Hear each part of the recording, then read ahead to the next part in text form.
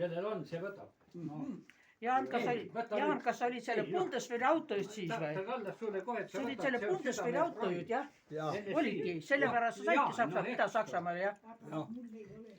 See oli, ma tahtsin suht rantsi minna. jah, vaata see Kalju, kes oli ka nüüd Tallinnas, on ka vana see šaföör sealt suurest sellest baasist. No ja suht rantsiga oli selline lugu. Oli kadunud Marku Saare, kes kõige kauem esimesena sai ja kõige kauem sõitis. Ja kõik, et paarimeheks, siis olid need Škoda. Maruaeglased autod, noh, 70 kiiru. Aga paistab sõitis kiiremini ja nagu käis Saksamaal see Škoda ära mootori remont alati jälle ja no midagi ja tuli siis vastus, avaldus oli antud ja Aare õhtul, Jaan, miks sa eile koosolekule ei tulnud sinna? Ma ütlen, kuidas mind ei kutsutud sinna. Tuli välja küüditatud.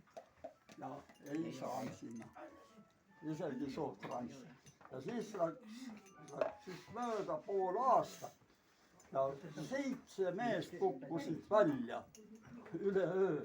Ja kuidas nad välja kukkusid, olid kuskil hotellis ööbinud ja oli 70 slotti Poolas. Ja no mis see 70 slotti, ma ei mäleta, see viinapudel oli vist kas 1000 sloti ringis või 700 ütleb. No ja poisid vaatasid, noh, taha 70 ja ei kirjutatud, 70 lihtsalt. Oli lihtne lahendus, 0 taha vaikselt. Ja kõik 700 slotti.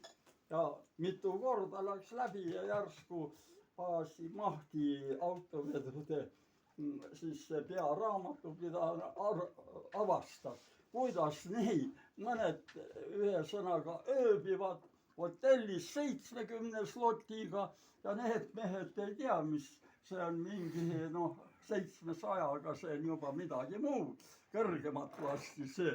No, võttis, helistasin, oi, meil ei olegi 700-lisi, avastati ära päevapäev. No